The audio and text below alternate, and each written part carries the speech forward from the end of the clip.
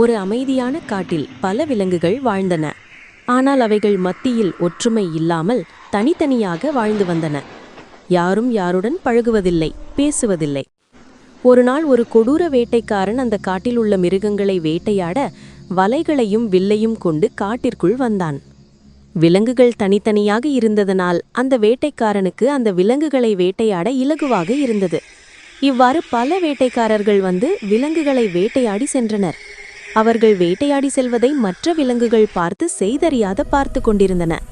ஆனால் ஒரு யானை இதற்கு ஒரு முடிவு காண வேண்டும் என யோசித்தது. ஒரு நாள் இரவில் எல்லா விலங்குகளையும் அழைத்து கலந்துரையாடல் ஒன்றை ஏற்பாடு செய்தது. அப்போது யானை சொன்னது, இங்க பாருங்க, ஒவ்வொரு முறையும் வேட்டைக்காரர்கள் வந்து நம்மை வேட்டையாடி செல்கின்றனர். ஏனென்றால் நாம் ஒற்றுமையாக இல்லாமையே இதற்கு காரணம். இனி நாம் ஒற்றுமையாக செயற்பாட்டால் இதற்கு ஒரு முடிவு காணலாம் என்றது. அனைத்து விலங்குகளும் அதை ஒத்துக்கொண்டன. அதனால் ஒவ்வொருவருக்கும் ஒவ்வொரு வேலையாக பிரித்து கொடுக்கப்பட்டது.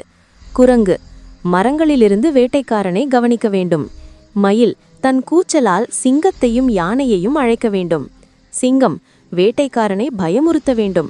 யானை வலைகளை தன் தும்பிக்கையால் கிழிக்க வேண்டும் என ஒவ்வொருவருக்கும் வேலை பிரித்து கொடுக்கப்பட்டது. அடுத்த நாள் வேட்டைக்காரன் வந்தான். குரங்கு மரத்தின் மேலிருந்து சிக்னல் கொடுத்தது. முயல் வலைகளை கடித்து கிழித்தது. மயில் கூவியது. சிங்கம் கர்ஜனையிட்டது.